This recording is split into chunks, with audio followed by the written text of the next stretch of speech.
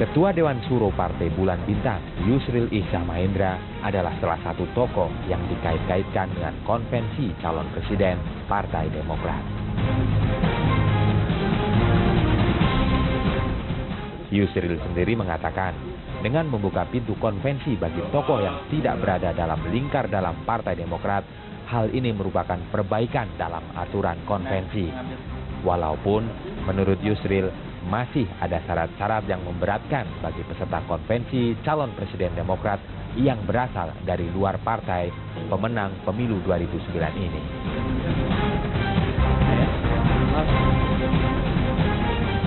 Ya pemirsa, kita masih berbincang mengenai konvensi calon presiden dari Partai Demokrat dan saya sudah bersama salah seorang tokoh yang namanya dikaitkan dengan konvensi Partai Demokrat, Yusril Iza Mahendra. Pak Yusril, Anda memang diundang oleh Partai Demokrat untuk menjadi peserta konvensi? Ya, Pak SB satu hari ketemu saya kira-kira 2 bulan yang lalu. Ya, pada waktu itu beliau mengatakan, Pak Yusril ikut aja konvensi Partai Demokrat. Ada beberapa tokoh yang lain disebutkan, Dahlan Iskan, Gita Wirjawan, Irman Gusman. Waktu itu saya mengatakan, ya nanti saya pikir-pikir aja dulu. Dan ketika diadakan satu pertemuan yang saya tidak hadir, dan itu dihadiri juga oleh media massa, Pak SB mengumumkan bahwa konvensi Partai Demokrat ini akan diikuti oleh beberapa tokoh dan juga disebutkan nama saya. Kira-kira 10 hari yang lalu Pak Jerawacik menelpon saya pagi-pagi dan katanya menyampaikan pesan dari Ketua Majelis Tinggi Partai Demokrat, Pak SB, dan menanyakan apakah tawaran Pak SB dulu, Pak Yusril bagaimana, akan ikut atau bagaimana. Nah, kalau ikut syarat-syaratnya begini, pesan Presiden kami sampaikan kepada Pak Yusril. Jadi kalau ditanya undangan itu, kalau ditanya undangan itu surat undangan apa itu? Tidak ada undangan tertulis, ya. Bahkan secara lisan langsung disampaikan oleh SBY. Dan beliau umumkan ke publik kan begitu. Nah, jadi syarat yang disebutkan oleh Pak Jerawacik itu pertama adalah bahwa saya seketika dimulai konvensi itu saya harus nonaktif dari partai saya sendiri. Kedua, kalau sekiranya saya jadi pemenang konvensi, saya harus mundur dari partai saya dan harus menjadi kader Partai Demokrat.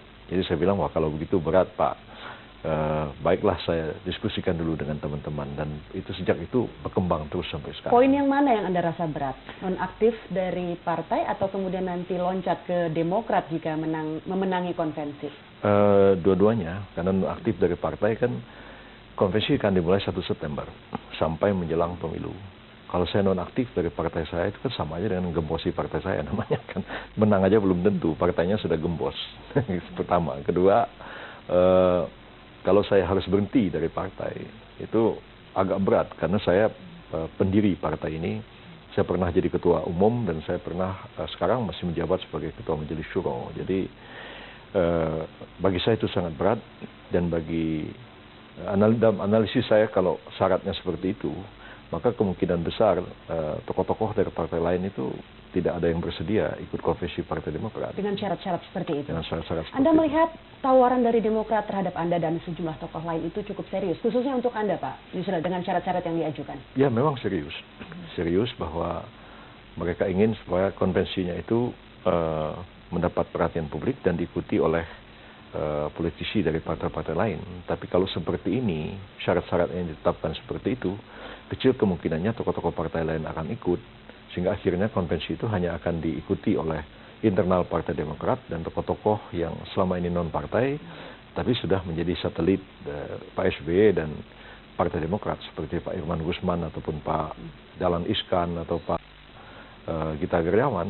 Akhirnya konvensi itu tidak menarik di mata publik. Nah, kalau syarat-syarat tadi Anda anggap berat, kira-kira syarat seperti apa sih yang Anda harapkan bisa disampaikan dan bisa diterima begitu oleh Pak Yusril dan partai Anda Bulan Bintang?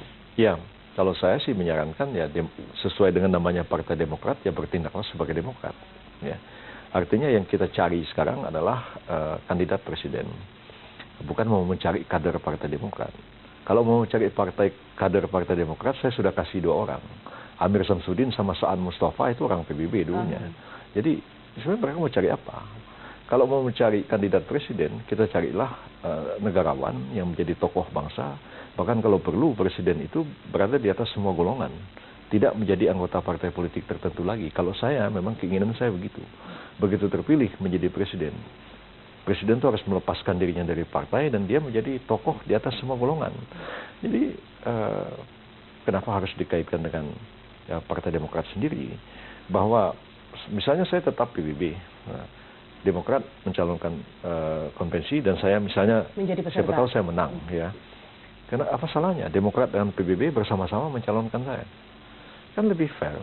Artinya Anda tidak harus lepas dari partai Anda, asli kan Anda. kita bisa dituduh jadi pengkhianat di partai sendiri, kan berat juga kalau dituduh seperti itu. Oke, tapi tentunya tawaran itu sedikit banyak dipikirkan atau dicerna dan dipertimbangkan begitu Pak Yusril. Nah, sejauh ini sampai di mana kemudian pertimbangan Anda atas tawaran Demokrat?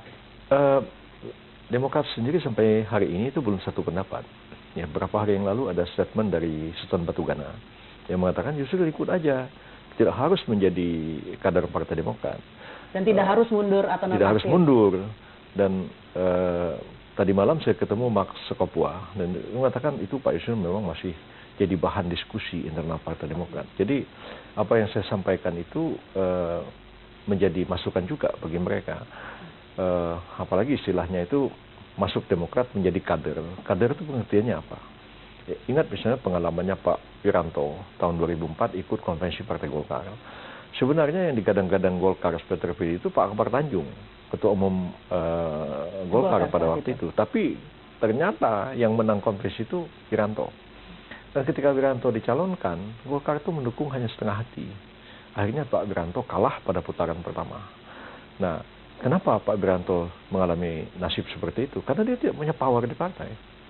Ya, dia menjadi calon presiden, tapi kendali partai itu tapi bukan Akbar Tanjung yang sebenarnya pengen jadi presiden. Nah, kalau sekarang saya menang konvensi, hanya menjadi kader Demokrat, ya, saya tidak punya power di dalam partai. Saya bisa dimainkan persis seperti Wiranto itu. Nah, mungkin Ketua Umum Demokrat itu punya jago sendiri yang diharap-harapkan akan menjadi calon, tapi sayangnya tidak terpilih. Nasib saya kan jadi terakhir.